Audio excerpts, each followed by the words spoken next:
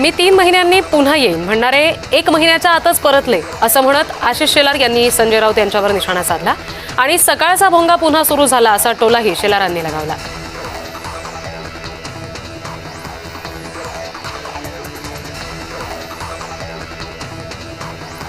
स्वतःला नेते म्हणवणाऱ्यांच्या शब्दामध्ये फक्त विखार, नाव संदीप पण अंधार फार अशा शब्दात नवनाथ बन यांनी मनसे नेते संदीप देशपांडे यांच्यावर निशाणा साधलाय।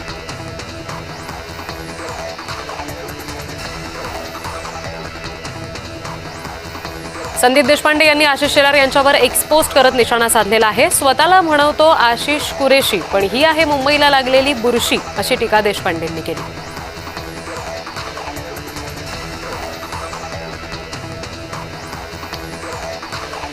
संभाजीनगरच्या विट्स हॉटेल प्रकरणावरून अंबादास दानवे यांनी शिरसाट यांच्यावर पुन्हा एकदा निशाणा साधला। ज्या कार्यालयातून हा गैरव्यवहार झाला त्याच कार्यालयांचे अधिकारी या प्रकरणाची चौकशी करणार असल्याचा आरोप दानवेंनी केलाय।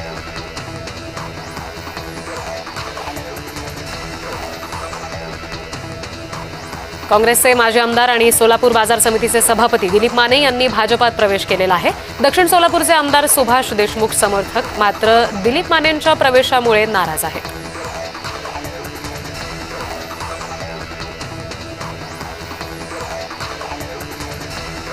पिंपरी चिंचवड महापालिका निवडणुकीमध्ये शिवसेनेला सोबत घेण्यासाठी आमची बोलणी सुरू आहे असा दावा राष्ट्रवादीचे शहराध्यक्ष योगेश बहल यांनी केलेला आहे।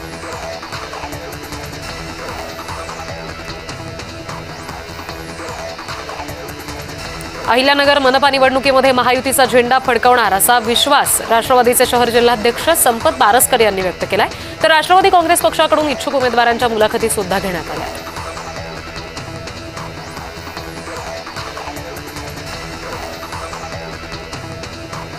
धुळे मनपा निवडणुकीच्या पार्श्वभूमीवर शहर काँग्रेसची आढावा बैठक पार पडली आणि या बैठकीनंतर काँग्रेसकडून इच्छुक उमेदवारांच्या मुलाखती सुद्धा घेण्यात आल्या।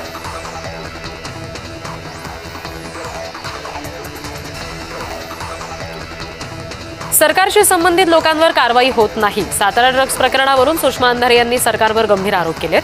हॉटेल तेजशय बाबत प्रकाश शिंदे खोटं का बोलले असा सवाल सुद्धा त्यांनी उपस्थित केला।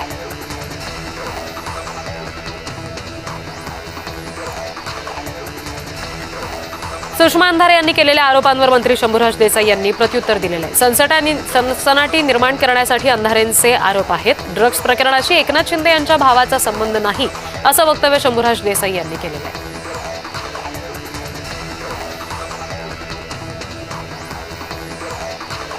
रायगडमधील तळा शहरामध्ये राष्ट्रवादी काँग्रेसला मोठा धक्का बसलेला आहे। फोंडळवाडी ग्रामस्थांनी मंत्री भरत गोगावले यांच्या उपस्थितीमध्ये शिवसेनेत प्रवेश केला। राष्ट्रवादी काँग्रेसचा बालेकिल्ला असलेल्या श्रीवर्धन मतदारसंघामध्येच आता शिवसेनेत जोरदार इन्कमिंग सुरू आहे।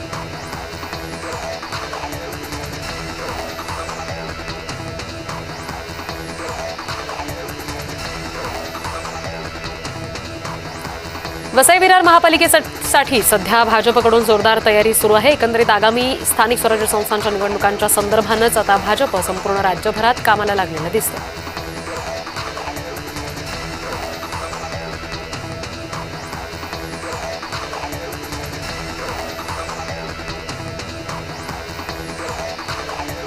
सध्या माणिकराव कोकाटे यांच्या संदर्भातलं प्रकरण चर्चेत आहे आणि कोकाटेंच्या रिप्लेसमेंटबाबत सध्या निर्णय लांबणीवर असल्याची माहिती सूत्रांनी दिलेली आहे। माणिकराव कोकाटे यांच्या जागी मंत्रिपदासाठी कोणाची वर्णी लागणार याचा निर्णय अजित पवारच घेणार आहेत। मात्र सध्या स्थानिक स्वराज्य संस्थांच्या निवडणुकांची धामधूम आहे, त्यामुळे रिप्लेसमेंट संदर्भात कोणताच निर्णय घेतला जाणार नाही असं कळतंय।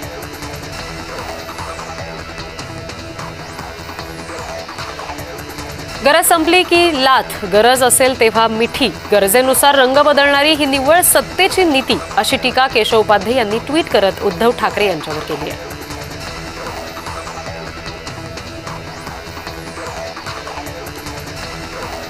भ्रष्टाचार, ड्रग्जच्या विळख्यामध्ये राज्य अडकलंय। ड्रग्ज रॅकेट आता सत्ताधाऱ्यांच्या घरांपर्यंत पोहोचलंय असा हल्लाबोल संजय राऊत यांनी सत्ताधाऱ्यांवर केलेला आहे।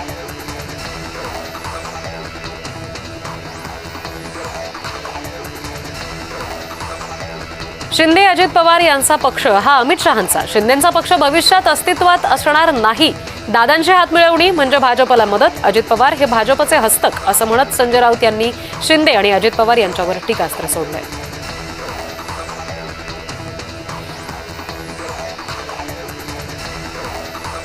प्रत्येक उमेदवाराला लढण्यासाठी शिंदे 10 कोटी देणार. मनपाच्या ठेकेदाराकडूनच पैसे घेतलेले आहेत. शिंदेंच्या अनेक मंत्र्यांना बरखास्त केलं पाहिजे असा गंभीर आरोप संजय राऊत यांनी एकनाथ शिंदे यांच्यावर केलाय.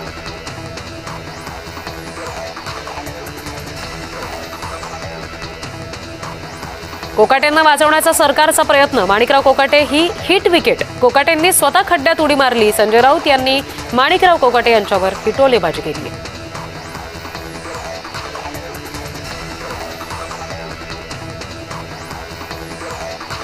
नवी मुंबई काँग्रेस जिल्हाध्यक्षा पूनम पाटील यांनी पक्षाला रामराम ठोकत शिवसेनेमध्ये प्रवेश केला. त्यामुळे रिक्त झालेल्या जागेवर आबा पाटील यांना प्रभारी अध्यक्षपद सोपवण्यात आलेलं आहे. ऐन निवडणुकीमध्ये जिल्हाध्यक्षांनाच पक्षप्रवेश केलाय. त्यामुळे निवडणुकीच्या 15 दिवस आधी नवी जिल्हाध्यक्षांची नेमणूक करण्याची नामुष्की काँग्रेसवर ओढवली.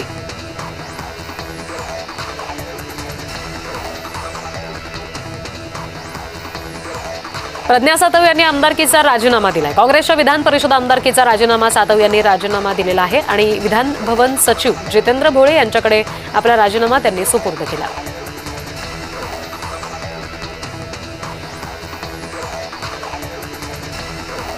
सातारा ड्रग्ज प्रकरणाशी आपला कोणताही संबंध नाही. सुषमा अंधारेंनी माहिती घेऊन बोलायला हवं होतं असं स्पष्टीकरण उपमुख्यमंत्री एकनाथ शिंदे यांचे भाऊ प्रकाश शिंदे यांनी दिले. 145 कोटी रुपये किमतीच्या ड्रग्ज साठ्या प्रकरणामध्ये सुषमा अंधारे यांनी प्रकाश शिंदे यांच्यावर आरोप केलेले होते.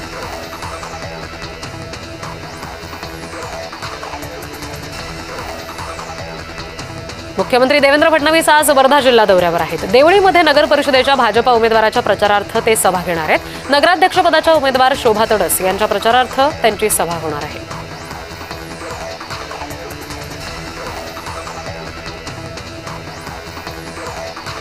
अजित पवार आणि मुख्यमंत्री देवेंद्र फडणवीस यांची रात्री भेट झाल्याची माहिती आहे. माणिकराव कोकाटे यांची खाती काढून घेतल्यानंतर पवार मुख्यमंत्र्यांच्या भेटीसाठी गेले होते.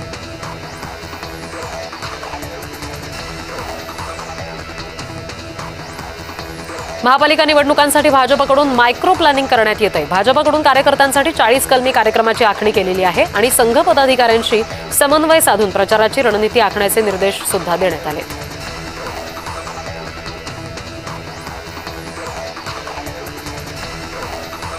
शिवसेनेमध्ये नाराज असलेले माजी आमदार किशनचंद तनवाणी यांना मुख्य समन्वय समितीमध्ये स्थान देण्यात आलेलं आहे. तनवाणी यांना समितीमध्ये घेऊन नाराजी दूर करण्यात आली. भाजप शिवसेना युतीच्या बैठकीनंतर नाराजीचा सूर पाहायला मिळाला होता.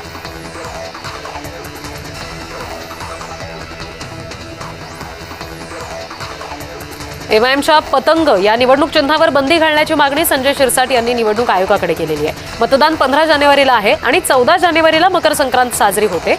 मतदानापूर्वीच 48 तास प्रचारबंदी असताना पतंग उडवल्यामुळे मतदारांवर अप्रत्यक्ष परिणाम होऊ शकतो असा दावा शिरसाट यांनी केला.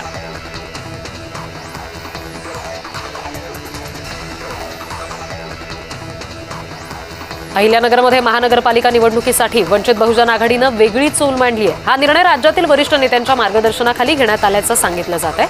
स्थानिक पातळीवर वंचितच्या निर्णयामुळे शहरात आता महायुती आणि महाविकास आघाडी, वंचित बहुजन आघाडी असा तिरंगी सामना पाहायला मिळणार आहे.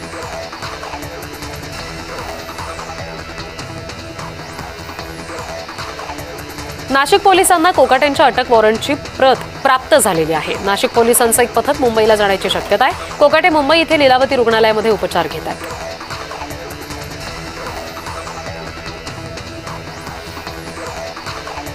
मनपा निवडणुकीमध्ये बंडखोरी टाळण्यासाठी सर्व प्रमुख पक्षांनी नवी रणनीती आखलेली आहे. पक्षांनी उमेदवारी अर्ज भरण्याच्या शेवटच्या दिवशीच बी फॉर्म देण्याचा निर्णय घेतलेला आहे. उमेदवारी अर्ज भरण्यासाठी 30 डिसेंबर अंतिम तारीख असणार आहे.